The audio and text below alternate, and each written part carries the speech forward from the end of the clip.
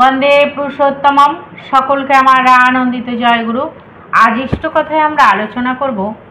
একজন কমেন্ট করেছেন যে পরম দয়াল শ্রী শ্রী ঠাকুরের যখন আমরা প্রার্থনা করি তখন আমরা জয় রাধের নাম নিই, শ্রীকৃষ্ণের নাম নিই, কিন্তু শ্রী শ্রী ঠাকুরের নাম নেওয়া হয় না কেন? আজ আমরা ইষ্টকথায় এই বিষয় নিয়ে আলোচনা করব। সত্যি খুব সুন্দর প্রশ্ন করেছেন তিনি, যে কমেন্ট করেছেন। তাই আজ আমরা তিনার কথাটা আমরা উত্তর দেওয়ার চেষ্টা করছি। আপনারা সবাই শুনুন। বলো। বন্দে পুরুষোত্তম। সকলকে আমার আনন্দ। এই যে কমেন্ট করেছেন যে আমরা জয় রাধে কীর্তনে, অ্যাকচুয়ালি উনি লিখেছেন যে আমরা প্রার্থনার সময় কেন ঠাকুরের নামটা নেওয়া হয় না কেন? মহাপুরুষ যখনই আসেন আমরা যদি উনি যে কথাটা লিখেছেন এটা কিন্তু ঠিক নয়।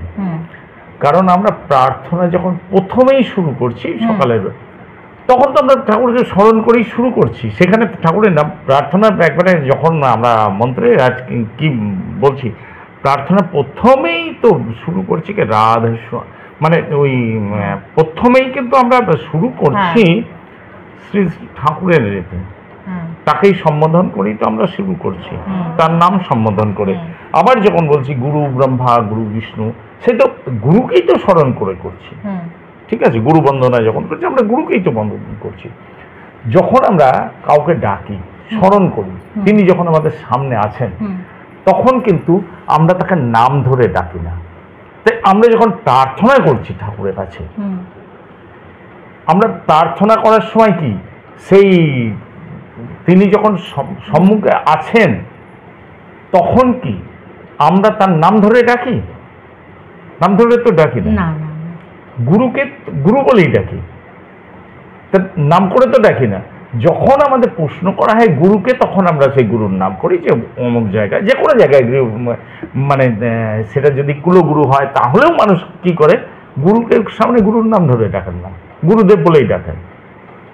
আমরা যখন প্রার্থনা করি সেইভাবেই প্রার্থনা করি। আর এই যে জয় রাধে কীর্তনটা, অ্যাকচুয়ালি জয় রাধে কীর্তনটা তো শ্রী শ্রী ঠাকুর একটা কীর্তন লিখেছিলেন, শ্রী শ্রী ঠাকুরের নিজের লেখা একটা কীর্তন। সেই কীর্তনটা তার স্মরণে আমরা কীর্তনটা করি, জয় রাধে কীর্তনটা। আমরা বলছি যে মহাপ্রভু শ্রী চৈতন্য, তিনি কিন্তু সেই ভগবান নারায়ণ যাই বলি তার অবতার, শ্রীকৃষ্ণেরই অবতার। তিনি যখন এসছেন তিনি কিন্তু নিজের নাম কিন্তু প্রচার করেননি, এবং তিনি কি করছেন সেই কৃষ্ণ কৃষ্ণ, এবং মহাপ্রভুর ভক্তরাও কিন্তু সেই কৃষ্ণরই পুজো করছেন, আর মহাপ্রভুকেই কিন্তু সেই শ্রীকৃষ্ণ রূপে পুজো করছেন। সেখানে কিন্তু মহাপ্রভুকে রাখছেন, শ্রীকৃষ্ণও রাখছেন। তাহলে কেউ যদি শ্রীকৃষ্ণ রাধে রাম নাম করেন, যেভাবেই করেন কীর্তনের মধ্যে, সে তাকেই ডাকা হলো।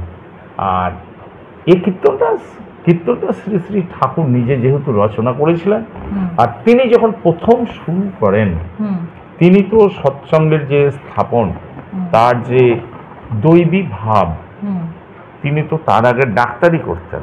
প্রথম জীবনে তো তিনি ডাক্তারি করতেন। তা ডাক্তারি করতে করতে তিনি দেখলেন যে মানুষের রোগের যত চিকিৎসা করছেন, সেই চিকিৎসা করার পর কিন্তু তখন সেই চিকিৎসায় ভালো হয়ে গেল। তিনি কিন্তু খুব নামযশ ডাক্তার ছিলেন, মানুষ বলতেন তিনি মরা মানুষও বাঁচাতে পারেন এমন ডাক্তার ছিলেন, এবং ওষুধ দিতেন খুব কম, হোমিওপ্যাথি বেশিরভাগ ক্ষেত্রে ওষুধ। তা তিনি এত খ্যাতি যশ তার হয়ে গিয়েছিল শ্রী শ্রী ঠাকুরের ডাক্তারি বিদ্যায়, তাই তাকে একেবারে ভগবান। কিন্তু তিনি দেখলেন এই শরীরের ডাক্তারি করে কিছু হচ্ছে না, তার কারণ হচ্ছে এই শরীরের রোগের পিছনে কিন্তু একটা মানসিক রোগ লুকিয়ে আছে। তাই শ্রী শ্রী ঠাকুর বলছেন, মনটা দুষ্ট হলেই জানিস ব্যাধির আথাল হয়, এইটাকে তুই এড়িয়ে চলিস করবি ব্যাধি জয়। আর এই মনটা দুষ্ট থেকে রক্ষা পাওয়ার জন্য তিনি কিন্তু একটা খুব সহজ পদ্ধতি দিলেন, কিন্তু এই কীর্তনে মেতে থাকা। কীর্তনে মানুষের মনটাকে জোর করে ঊর্ধ্বে নিয়ে যায়। তাই তিনি ওই ডাক্তারি করা ছেড়ে দিয়ে সঙ্গে সঙ্গে তখন কিন্তু কীর্তনের দল শুরু করলেন, কীর্তন শুরু করলেন, এবং এই কীর্তনের মাধ্যমেও অজস্র মানুষের রোগ নিরাময় হয়েছিল। আর এই কীর্তন আর নাম করতে করতে অনেক সময় নাকি মরা মানুষকেও বাঁচানো গিয়েছিল। মানে যেমন তিনি ওষুধ দিয়ে ডাক্তারি বিদ্যায় মানুষকে ভালো করতেন, এই কীর্তনের মাধ্যমেও কিন্তু এই যে নামের গ্রুপ, নাম হসপিটাল শুরু করছিলেন, তার মধ্যেও কিন্তু অনেক মানুষের উন্নতি করছিলেন। যে শুধুমাত্র শারীরিক না, মানসিক এবং শারীরিক দুটোই সারিয়ে তোলা উচিত, তার জন্য করলেন। আর সেই সময় তিনি অনেক কীর্তন লিখেছিলেন, তার মধ্যে এই জয়রাধে কীর্তনটা একটা। সেই জন্য প্রার্থনার পরে আমরা ওই জয়রাধে এই কীর্তনটা করি, কৃষ্ণ কৃষ্ণ হরি বল রাধে, এগুলো হচ্ছে সেই জন্যই কিন্তু আমরা ওই কীর্তনটা করছি প্রার্থনার পরে। আর প্রার্থনার সময় আমরা তো সেই তো শ্রী শ্রী ঠাকুরকে উদ্দেশ্য করেই তো আমরা ডাকছি। যখন গুরুবন্দনা, গুরু ব্রহ্মা গুরু, সে তো গুরুকেই শুরু করা হচ্ছে। আবার যখন প্রার্থনা শুরু হচ্ছে, এটাই মেন, আমরা তো তার সামনে প্রার্থনা করছি। আর একটা জিনিস হচ্ছে, এই প্রার্থনাটা তো আমরা যে সূচনা হয়েছে, তখন তো শ্রী শ্রী ঠাকুর যখন আছেন, ভক্তরা তার সামনে তার স্তুতি করছেন।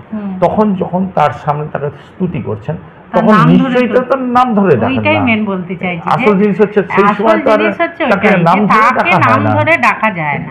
নাম ধরে কেউ কাউকে ডাকে নাকি? কেউ যখন বাবাকে ডাকছে, তার বাবার নাম ধরে ডাকে, তাকে তো বাবা বলেই সম্বোধন করছে, গুরু বলেই সম্বোধন করছে, ঠাকুর বলেই সম্বোধন করছে। আর কিন্তু যখন বাবা থাকেন না, অন্যজন কেউ জিজ্ঞেস করলে বাবার নাম কি, তখন বাবার নাম বলে। বাবাকে যখন ডাকছে, সে কি বাবার নাম ধরে ডাকে না মায়ের নাম ধরে ডাকে? এটা তো কোনো কথা নেই। আমরা যখন প্রার্থনা করছি, তাকে করজোরে তারই তো স্তুতি করে যাচ্ছি। প্রার্থনার মধ্যে সবসময় তার নামই আছে, তাকেই আমরা স্তুতি করে যাচ্ছি। আর আমরা যখন ওই কীর্তনটা করছি, কীর্তনটাই তিনি লিখেছেন, তার লেখা কীর্তন। আর যিনি যখন লিখছেন কীর্তন, তিনি তার নামে তো আর ঢাক বাজান না। ঠাকুর শ্রী শ্রী রামকৃষ্ণ কখনোই বলেননি যে তিনি ভগবান, তিনি সবকিছু। তিনি সব সময় বলতেন কি, সেই মায়ের ইচ্ছা, মায়ের কাছে। কিন্তু ভক্তরা সব কি জানে, তিনিই সব, তিনি ব্রহ্মা বিষ্ণু মহেশ্বর। ভক্তরা তো তাকেই সেই ইয়েতে ব্রহ্মা বিষ্ণু মহেশ্বর সব রূপে তিনি পুজো করছেন, তাকেই পুজো করছেন। কিন্তু তিনি যখন করছেন, তিনি দেখাচ্ছেন কি, মাকে, তিনি মাকে দেখাচ্ছেন। সেই জন্যই আমরা যে প্রার্থনা করি, প্রার্থনায় সবসময় সেই শ্রী শ্রী ঠাকুরকেই স্মরণ করে তার সামনেই তো আমরা প্রার্থনা করছি, তাকে করজোরে তাকে নিবেদন করছি। আর জয়রাধেটা করা হচ্ছে, এটা যে আমরা তার সেই কীর্তনটা সেই সময় গাই, ঠিক আছে। খুব সুন্দরভাবে আমরা উদাহরণ শুনে নিলাম। সত্যি মানে এটা তো কারোর নাম ধরে তো আর ডাকা যায় না, তাই ঠাকুরের নাম আমরা তো সব সময় করতে পারি না, তার গুরু নামেই আমরা সব সময় পুজো করছি, গুরুকেই ডাকছি। তার নাম ধরে তার সামনে গিয়ে তো আর ডাকা যায় না, তাই আমরা ডাকি না। নাম ধরে কেউ ডাকে না, কোথাও ডাকা হয় না, কোথাও মানে কেউ ডাকা হয় না।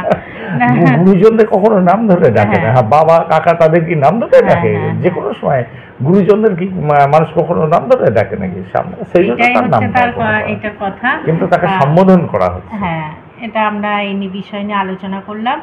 আপনারা সবাই ভালো থাকবেন, সুস্থ থাকবেন, পরম দয়ালকে নিয়ে আনন্দে থাকবেন। জয় গুরু, বন্দে পুরুষোত্তম।